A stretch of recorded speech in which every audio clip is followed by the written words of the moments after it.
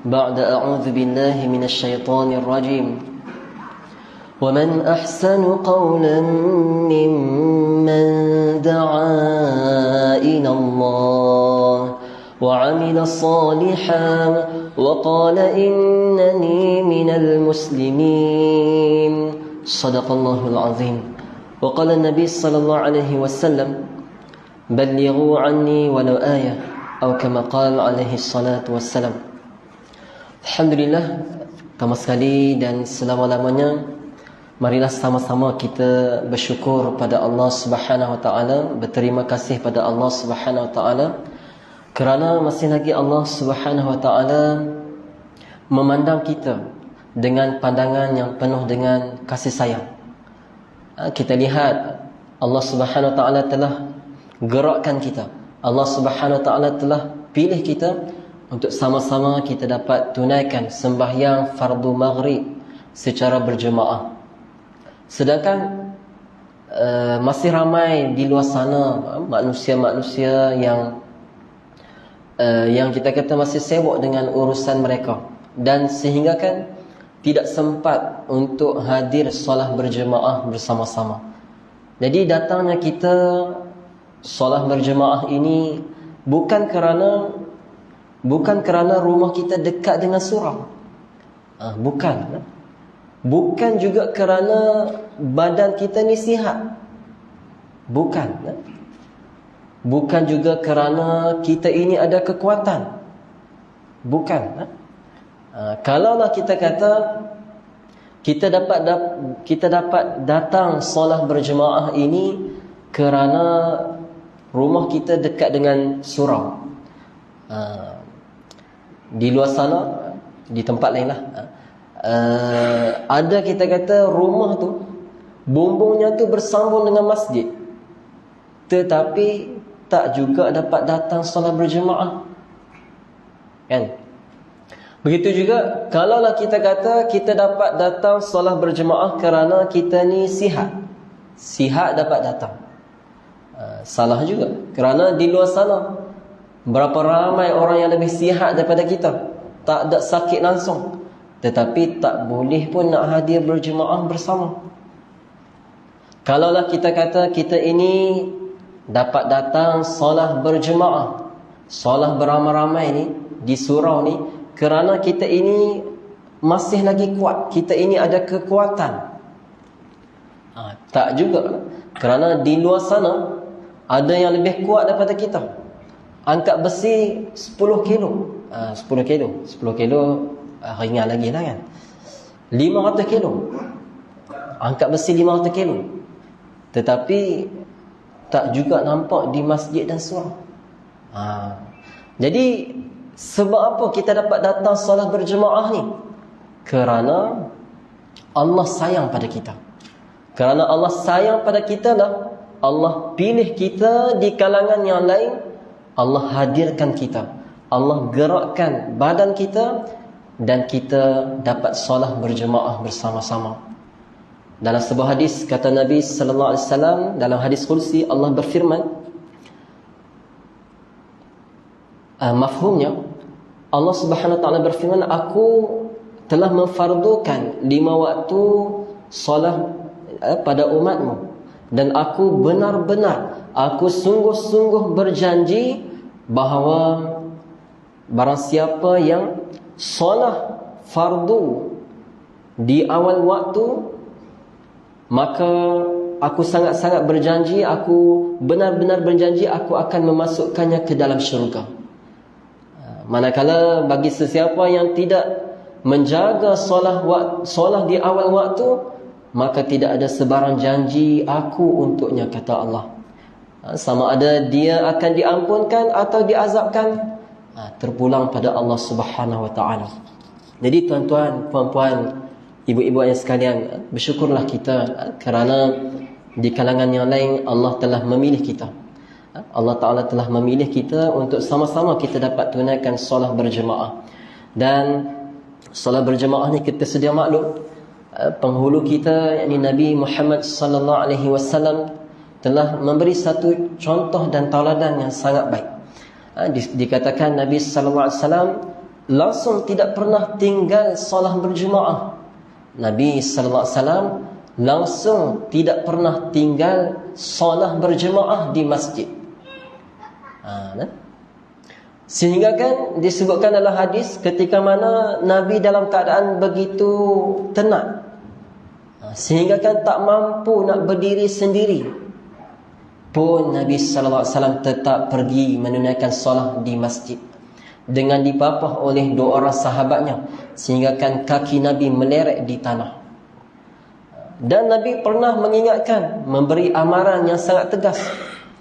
Kata Nabi, aku sangat-sangat berkeinginan untuk menyuruh anak-anak muda mengumpulkan kayu-kayu api dan kemudian pergi ke rumah mereka yang tidak solat berjemaah. Pergi ke rumah mereka yang solat bersendirian tu. Pergi buat apa? Pergi bakar rumah mereka. Tu dia kan. Yang ni satu kita kata peringatan yang tegas daripada Nabi sallallahu alaihi wasallam. Pentingnya kita solat berjemaah. Kerana bila kita solat berjemaah ini, kita sedia maklum, kita baru ni khutbah pun ada mengingatkan kita yang penyakit umat hari ini adalah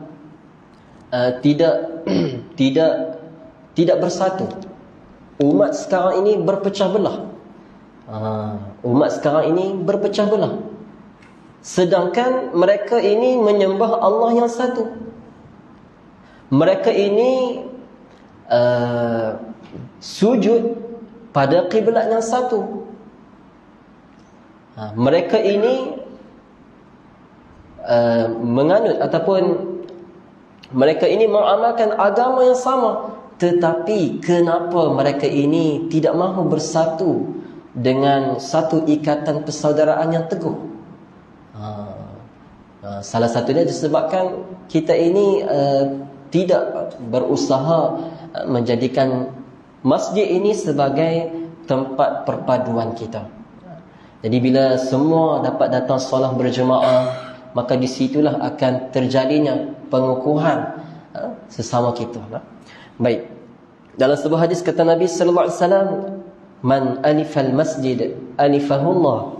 Barang siapa yang cinta, barang siapa yang suka kepada masjid, Allah pun suka pada dia. Allah pun cinta kepada dia.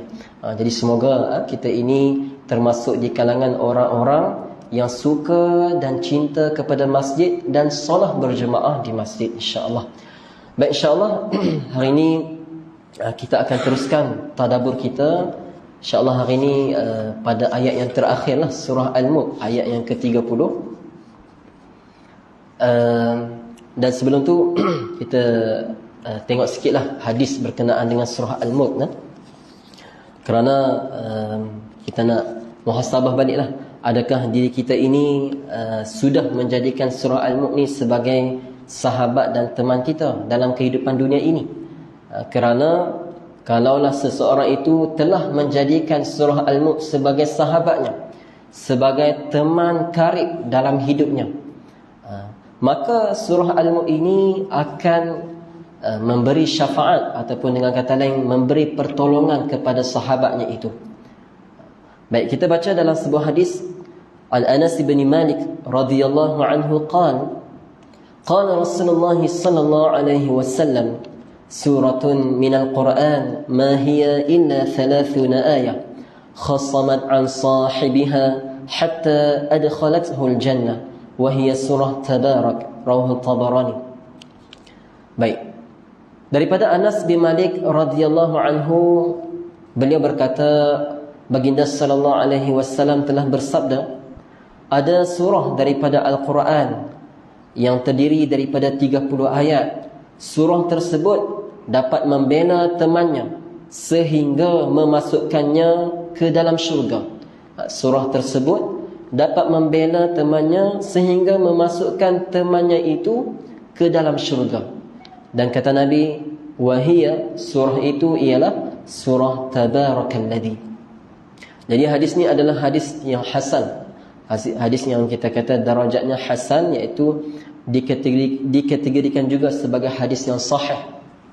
Jadi dalam hadis ini mengingatkan kita bila kita selalu mengamalkan surah Al-Mulk, dalam hadis ni menjamin yang surah Al-Mulk ini akan memimpin kita sampailah kita masuk ke dalam syurga. Dia akan tolong kita dalam setiap alam. Di alam barzakhnya dia akan tolong kita. Di alam mahsyarnya dia akan terus tolong kita. Sampailah kita masuk syurga Allah Subhanahu Wa Taala. Betapa betuhnya manusia, betapa betuhnya seseorang itu yang telah menjadikan surah Al-Mulk ni sebagai amalan yang tetap dalam hidupnya. Baik. Jadi insya-Allah hari ini adalah surah ayat yang ke-30. Allah Subhanahu Wa Taala berfirman. Baik, kita tengok sikitlah tajwid. Saya akan baca dulu. Qul ara'aytum in asbaha ma'ukum ghawran faman ya'tikum bima'in ma'in. Baik. Okey, terjemahannya, katakanlah lagi, bagaimana fikiran kamu sekiranya air kamu hilang lenyap di telan bumi? Maka siapakah selain Allah yang dapat mendatangkan kepada kamu air yang sentiasa terpancar mengalir? Baik, kita tengok tajwid sikit. Qul. Di sini perkataan hurufnya adalah huruf qaf. Qa, qi, qu. Qul. Jadi jangan kita baca kul. Macam nak sama, tetapi dia tidak sama. Kul dengan qul berbezalah. Kalau kul, ka, ki, ku. Kalau qul, qa, qi, qu. Jadi di sini pun perkataan huruf qaf ni kena hati-hati. Terutamanya pada surah Al-Fatihah juga. Ihdinas siratal mustaqim. Qi. Jangan kita baca Ihdinas siratal mustaqim. Salah tu lah. Baru ni saya ada sembahyang di satu surau. Ada imam tu. Imam tu orang yang hebat juga. Orang yang hebat. Pensyarah di satu universiti. Dia jadi imam. Tapi sedihlah bila dengar surah Al-Fatihah dia baca Ihdinas siratal mustaqim. Kim, bukan qim. Bila orang yang tahu kata yang tu salah, maka dia kena mufaraqah. Kena mufaraqah. Dalam hukum fiqh lah kata kena mufaraqah. Baik. Qul ara'aytum. Tu. Okey, yang ni saya terang secara detail sikit lah, tak apa. Qul ara'aytum. Tu. Jangan kita baca a. Kita tahu ra di depan dia tu ra yang tebal, ra. Tetapi jangan kita tebalkan juga huruf sebelumnya a. Jangan kita baca qul ara'aytum jadi a. Dia kena nipiskan hamzah tu. Qul ara'ay.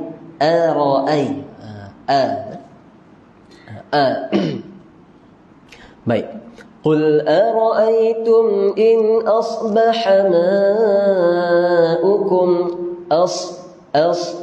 tebalkan sa tu, sa. Baik. Asbaha ma, ha pedas lah. Jadi kalau kita tengok dalam Al-Quran ni sebenarnya ada 16 pasangan huruf yang hampir sama. Ha, a. Jadi kena hati-hati huruf yang hampir sama ni. Jangan kita tersilap baca. Saya bagi contoh lah kalau kita tersilap baca. Macam selalunya saya bagi contoh. Qalbi ni hati. Qalbi. Tetapi kita baca kalbi. Kalbi ni maksudnya anjing. Jadi jauh makna. Bila tukar huruf, makna tu lari. Ya? Baik.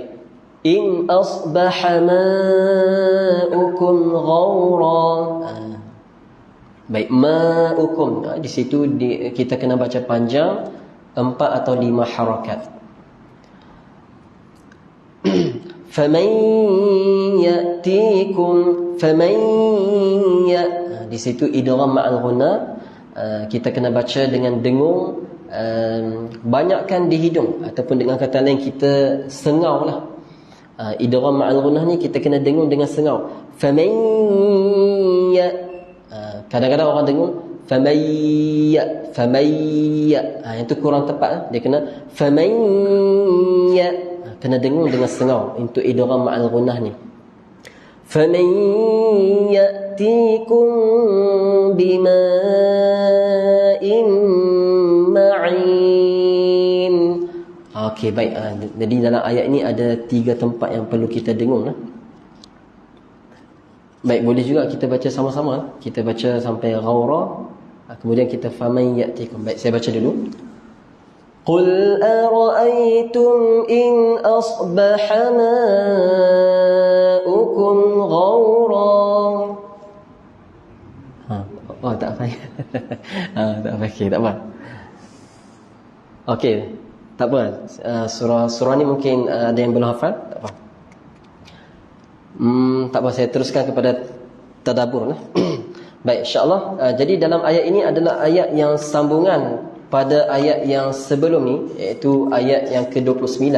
Ayat ke-29 Allah Subhanahu Wa Taala memujuk orang-orang kafir yang masih berdegil walaupun diberitahu berkali-kali oleh Nabi sallallahu alaihi wasallam, iaitu pesuruh Allah itu, namun mereka tetap berdegil. Sehingga kan Allah kata qul huwar rahman amanna bihi wa alaihi tawakkalna. Katakanlah wahai Muhammad kepada mereka, katakanlah lagi, walaupun mereka berdegil, walaupun mereka tidak mahu dengar kata-katamu itu, walaupun mereka mengejek kamu, wahai Muhammad, teruslah beritahu kepada mereka. Katakanlah apa? Huwar Rahman, dialah Allah yang Maha Pengasih. Amanna bihi, yang kami beriman dengannya. Wa alaihi tawakkalna, dan kami bertawakal kepadanya. Fasata'lamun, dan kelak, fasata'lamun, dan kelak kalian akan mengetahui, man huwa fi dhalalim mubin, kamu akan mengetahui kelak siapakah yang berada dalam kesesatan yang nyata.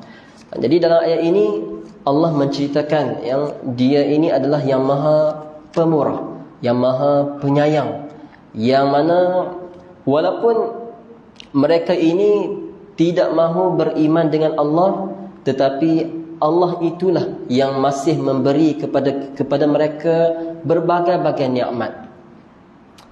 Berbagai-bagai nikmat. Dan dalam ayat yang sebelumnya Allah memberitahu juga kepada mereka, kalaulah kamu ini masih tetap dengan kafir, kamu akan tahu orang-orang kafir di akhirat nanti akan mendapat balasan yang sangat pedih, azab yang sangat pedih. Jadi Allah gunakan perkataan qul ara'aytum qul ara'aytum in ahlakani Allah wa man ma'iya aw rahimana. Hendaklah, apakah kalian telah melihat sekiranya Allah membinasakan aku dan orang-orang bersamaku, kata Nabi sallallahu alaihi wasallam, atau Allah Subhanahu wa taala merahmati kami. Faman yujirul kafirin, siapakah yang dapat melindungi orang-orang kafir?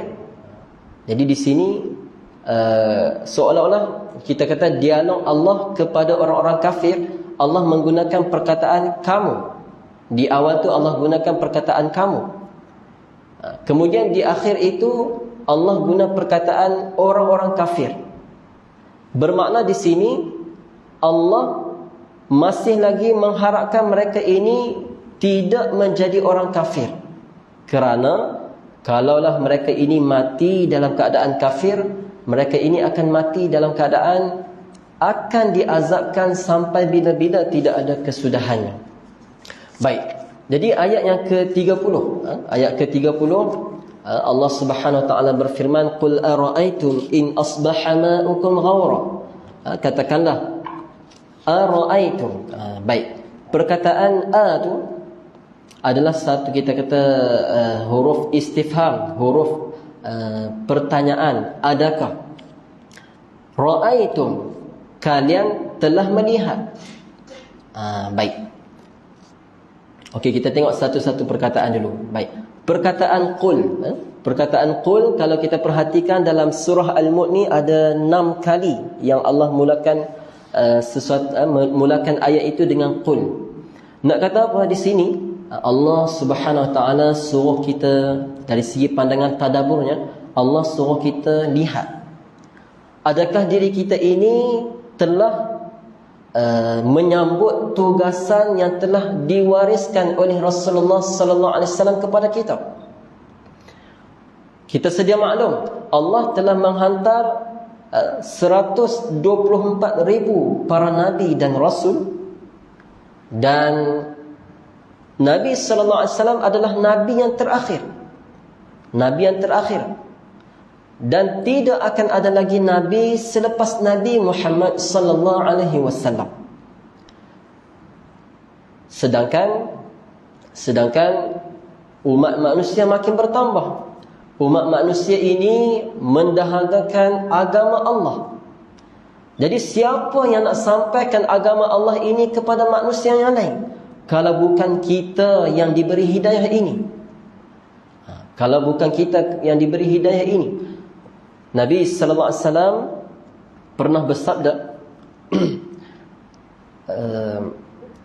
la yu'minu ahadukum hatta yuhibba li akhihi ma yuhibbu li nafsihi. Tidaklah sempurna iman kamu.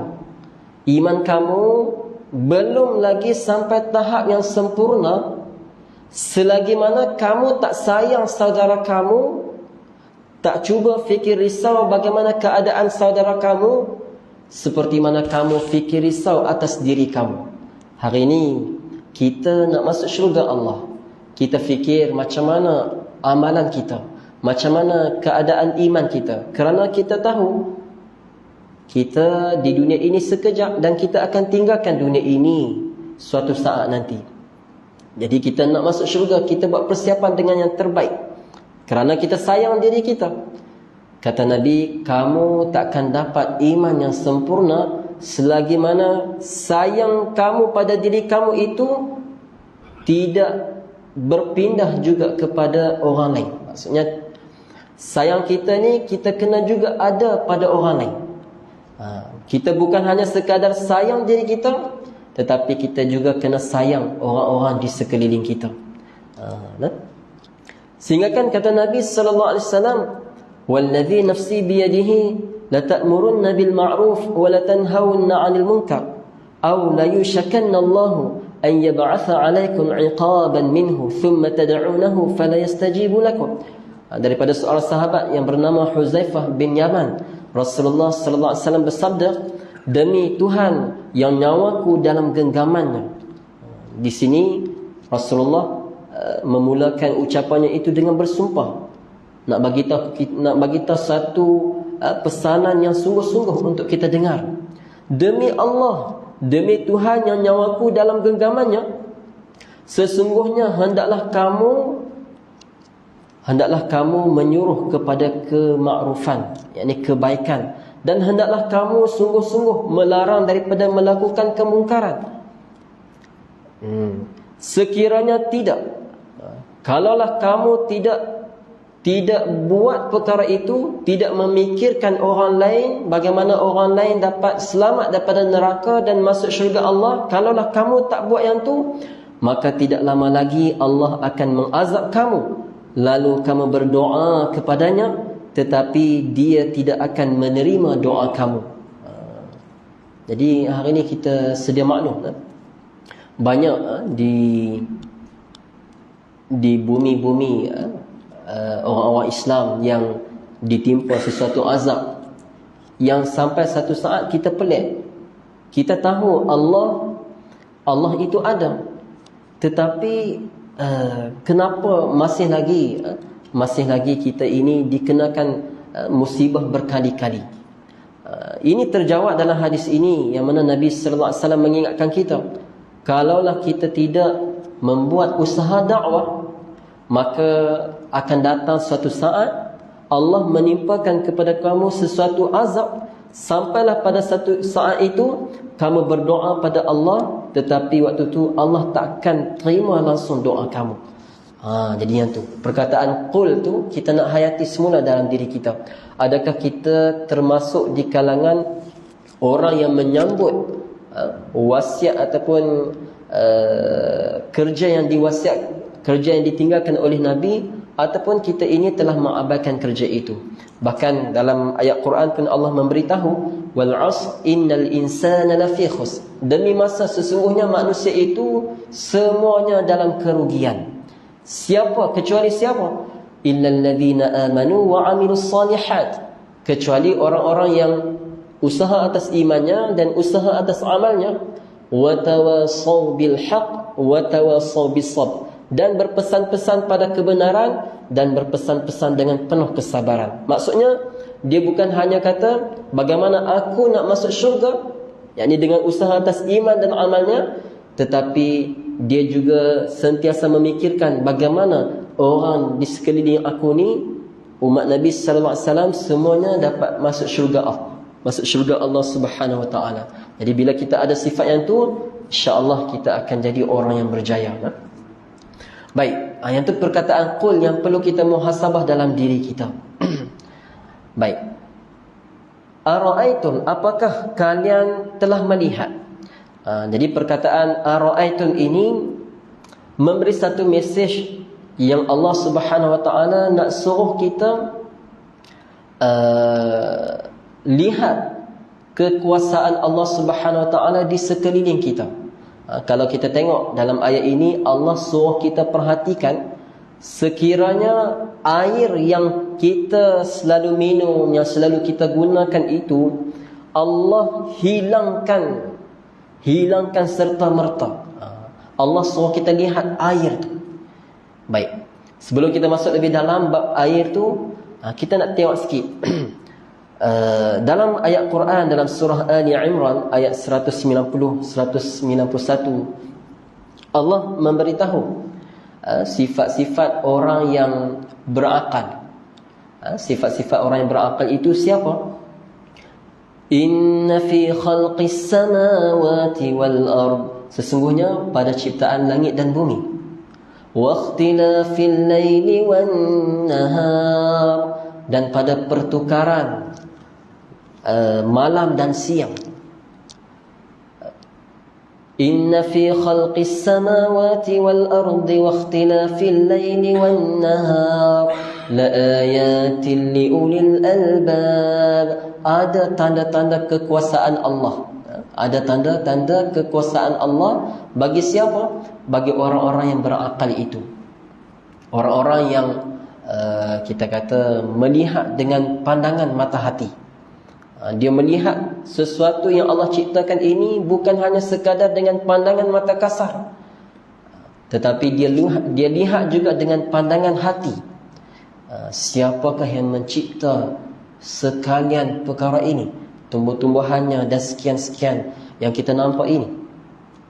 Alladzina yadhkuruna Allah, bila mana mereka alladzina yadhkuruna Allah qiyaman wa qu'udan wa 'ala junubihim, dan mereka itu bila melihat itu, mereka bukan sekadar melihat, bahkan mereka melihat dengan pandangan mata hati, sehingga mereka sentiasa segar hati mereka itu dengan ingatan pada Allah. Jadi zikir kita bukan hanya subhanallah, subhanallah, subhanallah dan sebagainya, tetapi kata ulama, zikir ini juga bila hati kita ini sentiasa memikirkan kehebatan Allah Subhanahu wa taala pada alam semesta ini. Alladzina yadhkuruna Allah qiyaman wa qu'udan, mereka sentiasa ingat pada Allah dalam keadaan qiyam, berdiri, qu'ud dalam keadaan duduk, wa 'ala junubihim, dan apa-apa keadaan sekalipun dalam keadaan berbaring. Wa yatafakkaruna fi khalqis samawati wal ard, dan mereka sentiasa memikirkan ciptaan Allah Subhanahu wa taala. Kemudian mereka berdoa, Rabbana ma khalaqta hadza batila subhanaka faqina 'adzaban nar. Mereka berdoa pada Allah Subhanahu wa taala kerana mereka rasa diri mereka ini memang milik Allah. Mereka merasakan sifat sebenar seorang hamba yang tidak memiliki apa-apa. Walaupun mereka ada segala-galanya, tetapi mereka faham semua itu hanyalah pinjaman Allah Subhanahu Wa Taala. Lalu mereka berdoa, ya Allah, tidaklah Engkau menciptakan sekalian ini sia-sia. Tidaklah Engkau menciptakan semua ini sia-sia. Subhanaka faqina adzabannar. Maka maha suci Engkau ya Allah, selamatkanlah kami daripada azab neraka. Jadi di situ Allah Subhanahu Wa Taala kita kata dalil yang mana kita ini perlu sentiasa ingat Allah Subhanahu Wa Taala dengan satunya dengan ibadah, yang keduanya dengan kita mentadabur alam ini. Kita memandang alam ini dengan pandangan hati kita, pandangan mata hati kita. Bukan hanya sekadar pandang dengan mata kasar, kemudian berlalu pergi, tetapi kita pandang ingatlah pada Allah Subhanahu Wa Taala. Baik. Qul ara'aytum in asbaha ma'ukum ghawra. Sekiranya Allah menjadikan air itu hilang daripada bumi ini. Baik. Perkataan air di sini, ma, bahasa Arabnya air ini dipanggil ma'un. Itu air. Kita sedia maklum, air ini adalah suatu sumber yang sangat penting dalam kehidupan seharian kita. Kalau elektrik tak ada, lampu tak ada, kipas tak ada, masih lagi kita boleh hidup, kan? Tetapi kalau air tidak ada, kalau air tidak ada, bagaimana seseorang itu dapat bertahan hidup? Jadi nak bagi tahu, Allah nak suruh kita fikir, kalaulah air ini tidak ada, Allah hilangkan, Allah lenyapkan, Allah telankan air ini dalam bumi, faman ya'tikum. Okey, sebelum tu kita tengok perkataan air ni. Baik. Kita tahu air ini ada begitu banyak dia punya manfaatnya. Begitulah keadaan ketika mana surah ini diturunkan pada penduduk Mekah. Penduduk Mekah waktu itu, sehinggakan mereka ini dikatakan Arab Jahiliyah. Arab Jahiliyah.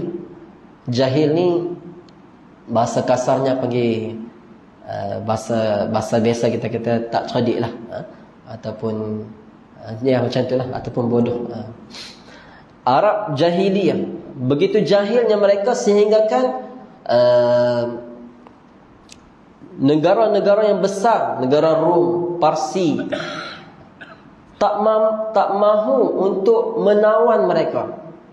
Tak mahu untuk menawan mereka, takut kejahilan itu meresap dalam tamadun Rom dan Parsi itu. Nak kata Arab Jahiliyah ni sangat-sangat teruk. Kalaulah perempuan mengandung datang di depan mereka, waktu tu mereka tengah berjudi. Yang ini diceritakan, kalaulah perempuan mengandung datang di depan mereka dan mereka waktu tu tengah berjudi, mereka sanggup berjudi untuk meneka siapakah jantina di dalam perut si wanita itu. Okey, si kumpulan A kata lelaki, kumpulan B kata perempuan. Mereka tangkap wanita tu, belah di situ, belah perut wanita tu.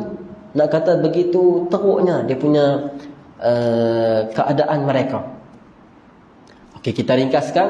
Jadi keadaan puak-puak kafir Quraisy di Mekah waktu tu, seperti kita kata ketandusan iman.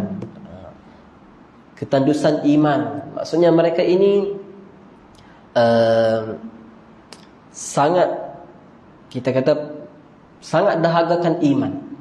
Sangat dahagakan iman. Mereka ni mereka dahagakan iman. Maka datanglah Rasulullah sallallahu alaihi wasallam. Rasulullah sallallahu alaihi wasallam ni kita kata ibarat. Baik, sekejap.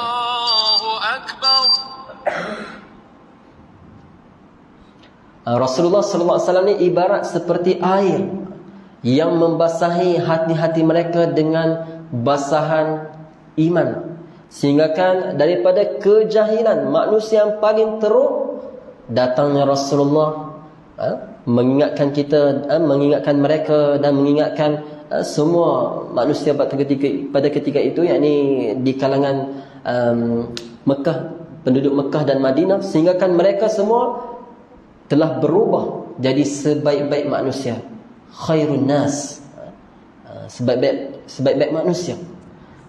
Baik, macam mana nak azan dulu ke macam mana? Azan dulu. Azan dulu. Sekejap lagi kita sambung sikit lagi.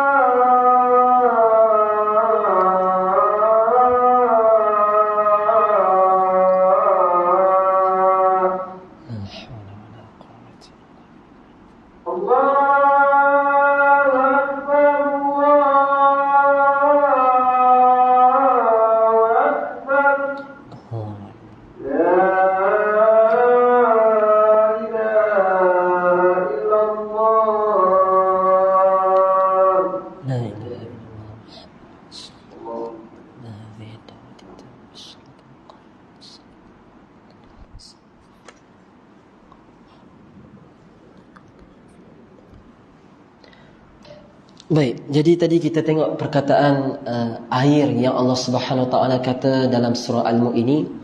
Jadi kita nak lihat sebagaimana manusia sangat memerlukan air pada saat ini, begitulah hari ini manusia sebenarnya sangat memerlukan iman.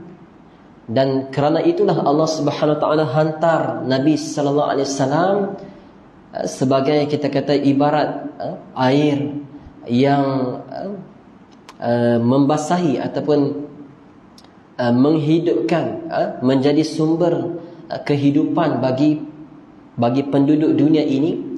Kerana kalau air kita kalaulah air tu hilang dalam kehidupan kita, air yang kita duk minum tu, kalaulah air itu hilang daripada kehidupan kita, kita boleh mati.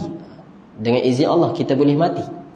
Begitulah, kadang-kadang kita hanya fikir diri seseorang itu mati, maksudnya diri zahir kita ini mati. Tetapi kadang-kadang kita terlupa iman yang diibaratkan seperti air itu adalah suatu perkara yang penting dalam diri kita. Kalaulah seseorang itu hatinya mati dengan cahaya iman itu, hatinya itu mati dengan cahaya iman, maka mati cahaya iman itu lebih dahsyat dan lebih teruk daripada seseorang itu mati tanpa iman. Mati lebih dahsyat daripada seseorang itu mati tanpa air. Begitu. Jadi air ni adalah satu ibarat yang Allah Subhanahu Wa Taala nak memberitahu betapa pentingnya dalam kehidupan kita. Betapa pentingnya dalam kehidupan kita. Begitulah pentingnya kita mengusahakan atas keimanan kita pada Allah Subhanahu Wa Taala. Dan kita perlu juga mencontohi sifat air. Air ni dia kalau hujan, dia sentiasa menurunkan dan membasahi bumi dan memberi manfaat pada manusia yang lain, pada kehidupan alam semesta ini.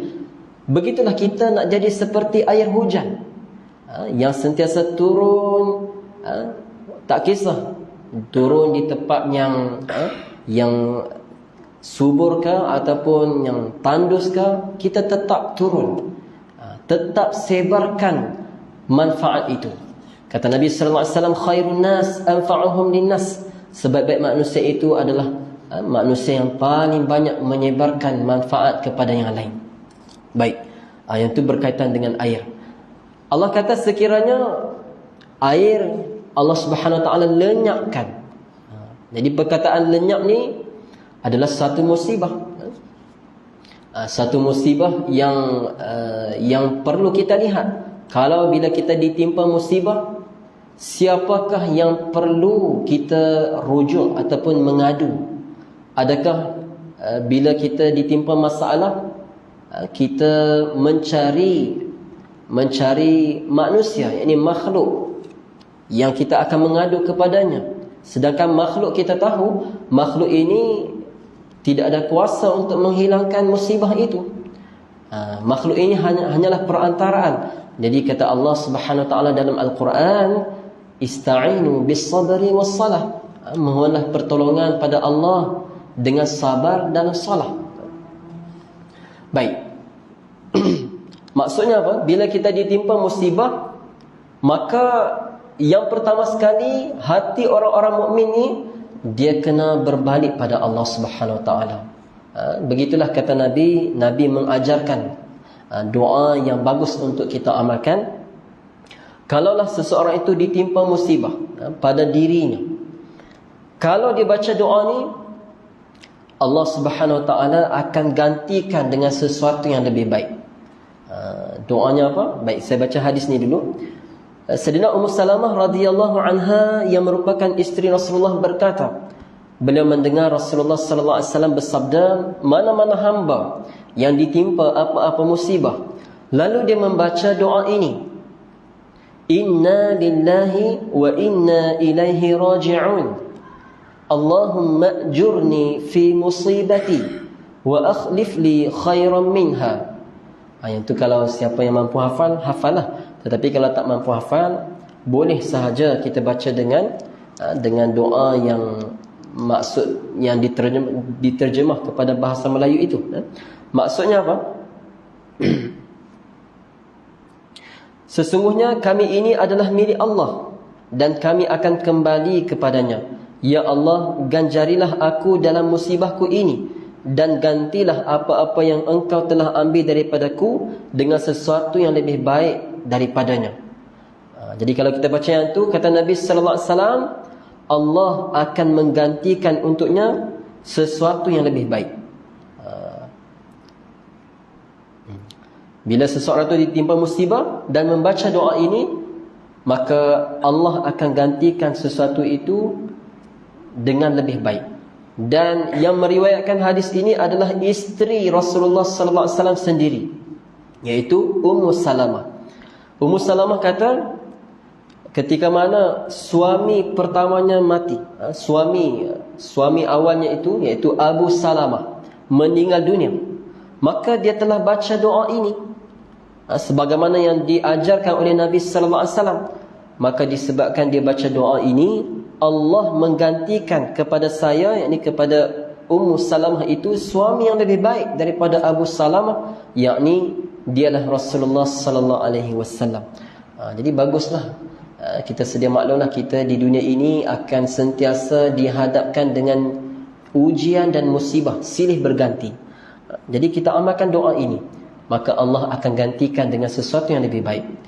Dan kemudian kalau kita lihat musibah itu terkena pula pada orang lain, dia terkena musibah, macam apa-apa musibah lah, Nabi ajarkan, sesiapa yang membaca doa ini apabila melihat mana-mana orang yang ditimpa musibah, maka dia akan terselamat daripada musibah sedemikian seumur hidupnya, tidak kira bagaimana sekalipun musibah itu. Hadis riwayat Tirmizi. Jadi doa dia apa? Doa dia, alhamdulillahilladzi afani mimma ibtalaka bihi wa faddalani ala kathirin mimman khalaqa tafdila. Panjang sikitlah doa dia. Terjemahannya, segala puji hanya untuk Allah yang telah menyelamatkan daku daripada keadaan yang menimpa engkau, dan dia telah melebihkan daku ke atas kebanyakan ciptaannya. Baca saja doa ni, kalau tengok orang ditimpa musibah, kita panggil contohlah musibah, orang tu terkena serangan sakit jantung sehingga meninggal dunia dalam keadaan terkejut. Kita tengok, ya Allah, kesiannya dia. Kita baca doa ni, alhamdulillahilladzi afani mimma ibtalaka bihi wa faddalani ala kathirin mimman khalaqa tafdila. Kata Nabi, bila seseorang tu baca doa ni, dia tidak akan ditimpa musibah seperti orang itu terkena musibah seumur hidupnya. Sampai bila-bila dia tak akan terkena musibah itu. Jadi kalau siapa nak doa ni, insya-Allah lah, nanti saya bagi kat pengerusi kan, siapa-siapa kan, nanti boleh minta kat pengerusi nazir, pengerusi nah. Baik, yang tu doa dia. Faman ya'tikum bima'in ma'in. Tadi Allah kata sekiranya air ini dilenyapkan, faman ya'tikum, siapakah yang boleh datangkan air itu kembali. Jadi di sini nak bagi tahu yang kita ini adalah manusia yang begitu lemah, manusia yang sangat perlu bergantung pada Allah. Jadilah hamba Allah Subhanahu Wa Taala yang sentiasa merasakan, maksudnya merasakan sifat kehambaan itu, merasakan sifat kehambaan itu, dan sentiasalah bermuhasabah diri bagaimana keadaan iman dan amal kita. Kalaulah kita nak bahagia di dunia dan di akhirat, maka surah Al-Mulk telah menceritakan bagaimana cara mendapatkan kebahagiaan itu, iaitu tabarakalladzi, yakni keberkatan, melimpah-limpah keberkatan itu pada Allah Subhanahu Wa Taala itu. Dengan kata yang lain, kalaulah kita nak dapat keberkatan, kebahagiaan dan kebaikan yang berlimpah-limpah dalam kehidupan kita di dunia dan di akhirat, maka carilah sumbernya. Sumbernya adalah Allah Subhanahu Wa Taala. Maka rapatilah Allah, dampingilah Allah. Semakin banyak kita mendampingi Allah, semakin dekatnya kita dekat dengan Allah, maka semakin banyaklah keberkatan akan mengalir dalam kehidupan kita. Jadi saya rasa segala itu dulu tadabbur kita. Maaf, terlebih masa ke apa? Ada lagi ya? Okey. Baik. InsyaAllah nanti saya akan mesyuarat dengan AJK. Kita akan tadabbur surah yang seterusnya lah.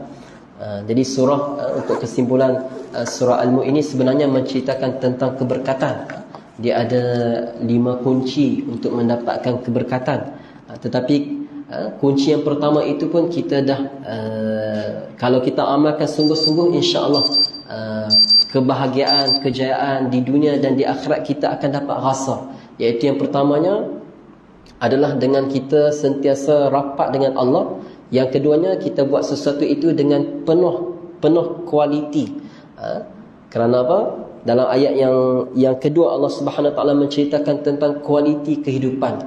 Bila kita mengutamakan kualiti, maka hadirlah keberkatan itu dalam kehidupan kita. Yang baik daripada Allah, yang buruk atas kelemahan saya sendiri, mohon ampun dan mohon maaf kalau ada terkasar bahasa, terlebih masa dan sebagainya.